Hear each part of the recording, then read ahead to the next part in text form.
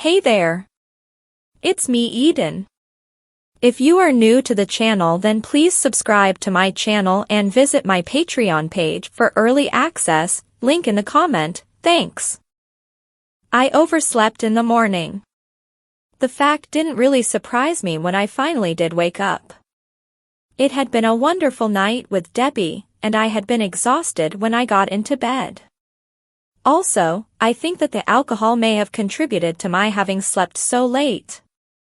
But as wonderful as yesterday had been, I was expecting today to be equally terrible. I put Scarlett back up onto the shelf and went into the bathroom to wash up. Mom, Aunt Jessica, and Carol were all sitting at the table in the kitchen when I arrived downstairs, having finished eating breakfast long ago. They kidded me about sleeping so late while Mom made breakfast for me, and, as I ate, we discussed our final plans for lunch. After breakfast we cleaned the kitchen and went upstairs to bathe and dress. As had been our custom, I went before Carol, and then knocked on her door when I was through so that she could take her bath. While she started to fill the tub, I returned to my bedroom and began to get dressed. I sat at my makeup table after I had put on my underwear to begin working on my face and hair. My nails were fine because I had done them yesterday for my date with Debbie. Carol came in after she had gotten out of the tub and tightened my corset for the first time. It would have to be done one more time before I could get dressed if I was to wear the clothes that Mom had laid out. She wanted me to wear the outfit that Barbara had altered at the theater last Sunday, and I needed to be at my smallest measurements to wear them since they fit me like a second skin. Carol came back into my bedroom after she had dressed and we fixed our faces together and then worked on each other's hair. Carol helped me to insert the falls that gave my hair a lot more body and length. Not having had my hair cut in several months had also helped to increase its length. Then she helped me to squeeze into the outfit and put my shoes on.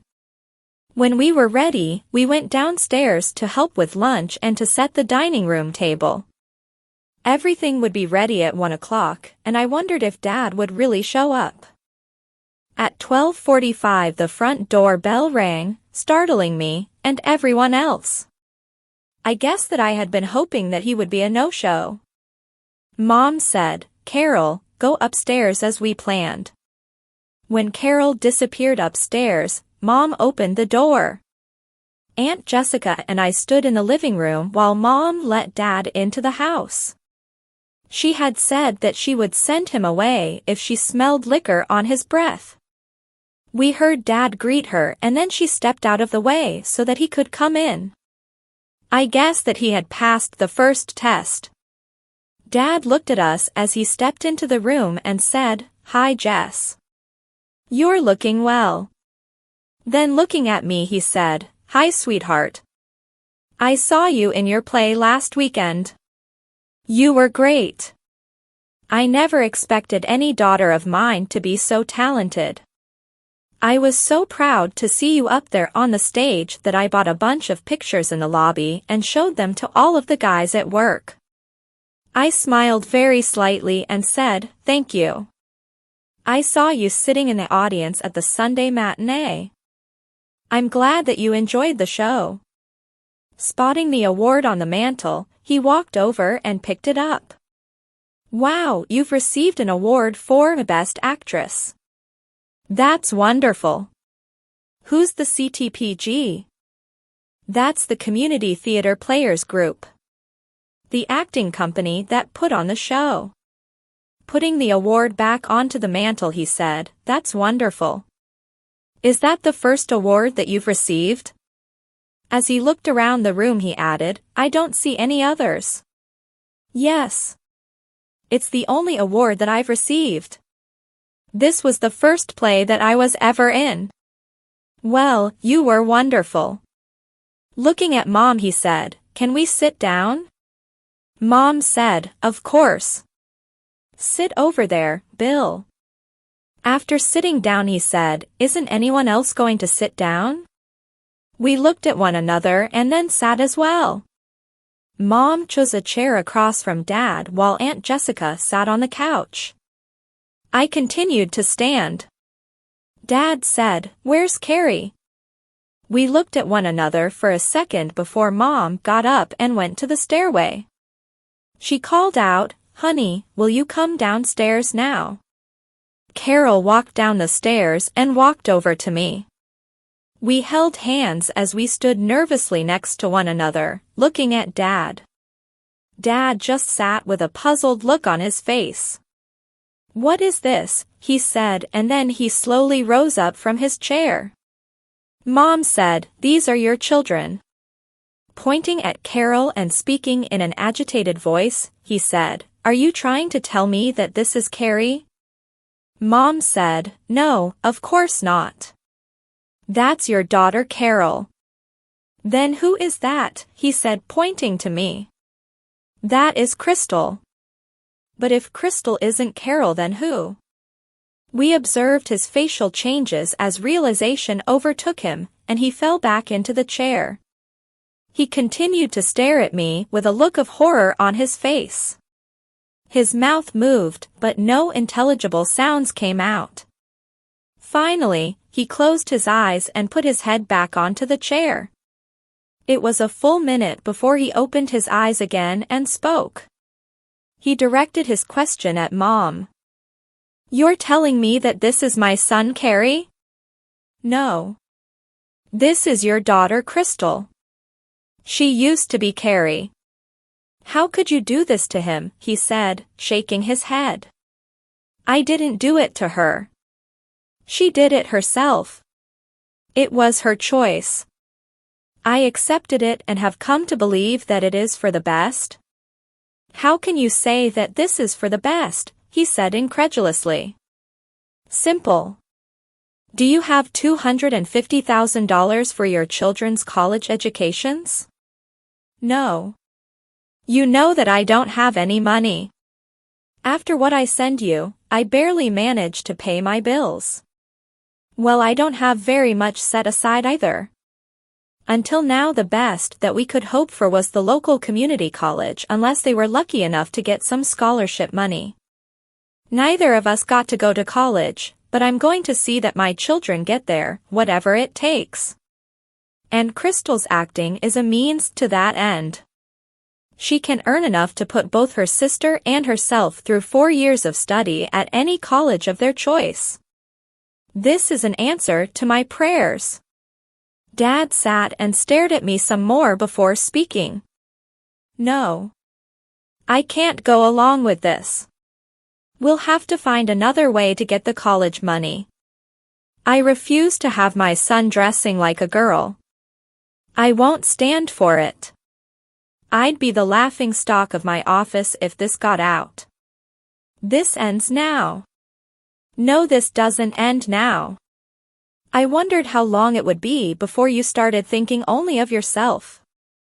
I'm thinking of Crystal and what this is doing to her. Seeing her in that play, I never suspected that she wasn't a woman.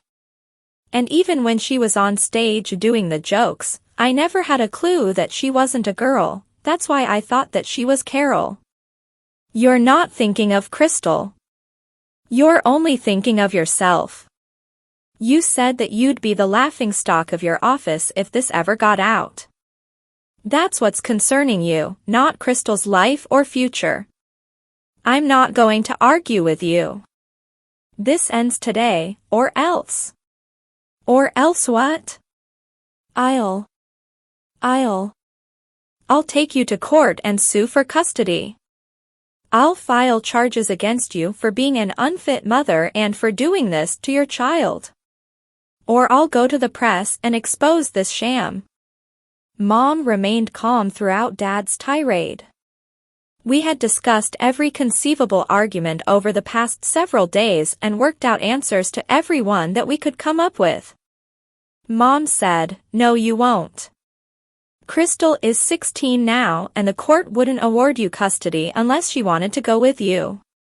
As for doing this to my child, we have a number of witnesses who will swear that I had nothing to do with Crystal's original transformation. She is an adult and has made her own decision to live as a woman. I am merely supporting her in that decision. And as for going to the press, I can't believe that you would destroy your child's future in such a way. You've always been selfish, but never vindictive.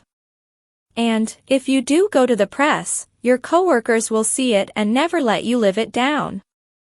Crystal's television work will ensure that it makes the national news. You won't be able to find a job anywhere in this country where your coworkers won't know who Bill Ramsey is. I'll make sure of that. I could see that Dad was beaten. We had had time to prepare for this because we anticipated this scene, but he had been totally unprepared for today's revelations, and his deductive reasoning had fled in the face of possible ridicule and humiliation. His vision was clouded by thoughts of his coworkers' taunts if they learned about any of this, and we had used this against him. I felt sorry for him as he slumped in the chair, and I went over to him and took his hand. He looked up at me and I saw tears on his cheeks. He pulled my arm and I let him put me onto his lap where he cradled me in his arms and hugged me. This was my first memory of my father ever touching me. We sat like that for perhaps 5 minutes. Carol had gone over to the couch to sit down as everyone watched the drama play out. When it was clear that the situation had been decided, and that there was little chance for violence, Mom said, "I have to check on dinner. It should almost be ready. Jess, will you help?" After they had gone into the kitchen, Dad said, "If I didn't know that you were born a boy, I'd never believe it. How did this happen? When did you decide to become a woman? I want to understand. I'll tell you the whole story over dinner. Why don't you say hello to Carol? You haven't even greeted her yet." I saw the look of realization in his eyes, and he turned to look at Carol, who was sitting on the couch. He said to her, "I'm sorry, Carol. I was a bit overcome with the situation. I never said hello. How have you been?" She said, "Fine." "Just fine?" "Yes. I don't know you, you know. I don't remember you at all." Dad was silent for a moment before saying, "You're right. I haven't been a very good father. Sending a support check once a month is not enough. But even if I wasn't around, I want you kids to know that I thought about you all of the time. As time went by, it just grew more difficult to contact you, and to become part of your lives. I'm sorry. I know that we'll never be a close family, but I hope that we can be friends." "Okay. We'll be friends. As long as you don't do anything to hurt Crystal. How do you feel about all of this? Isn't that clear? I love Crystal, and I think that she is the best actress that I have ever seen. I'm so proud of her, and proud to be her big sister. We've had some great times together over the past several months." Mom came out of the kitchen to announce that dinner was ready and that we should go into the dining room. Dad helped me to get up off of his lap, and we walked into the dining room with his arm around my shoulders. I indicated where he should sit down, and he walked to that place after squeezing my shoulder. Over dinner I told Dad the whole story about how I had become Crystal, and all of the events following. I left out any mention of dating and about kissing boys, except for the kissing that I was required to do while acting. When I was finished, Mom filled in details that I had missed or skipped over that she felt were relevant. Throughout it all, Dad sat and listened without saying very much. When we had finished telling the story, he said to me, "Are you happy with this?" How could I not be happy? It's been wonderful. Like a dream come true. I've gotten a chance to visit California, be in a TV show, and have had a sizable amount added to our college fund. You start school tomorrow, don't you? Yes. Are you returning as Carrie or Crystal? Crystal, of course. I couldn't very well show up as Carrie looking like this. And what are you going to tell people about Carrie being missing? Our story all along has been that we are twins. People believe that I have been with you, and Carrie has been here. Now we have traded places. You talk as if Carrie was a separate person. Do I? Yes, I suppose I do. That is because he is supposed to be a separate person. It's easier to maintain an illusion if you maintain it all of the time. Less chance for a slip-up. And I suppose that you want me to refer to you as my daughter all of the time now? To save her and she whenever talking about you? It would help to prevent slip-ups if you could think of me that way. I've worked hard at thinking of myself that way all of the time. Even when you are with boys? I didn't answer. Instead, I looked at Mom. She said, "What are you getting at, Bill?"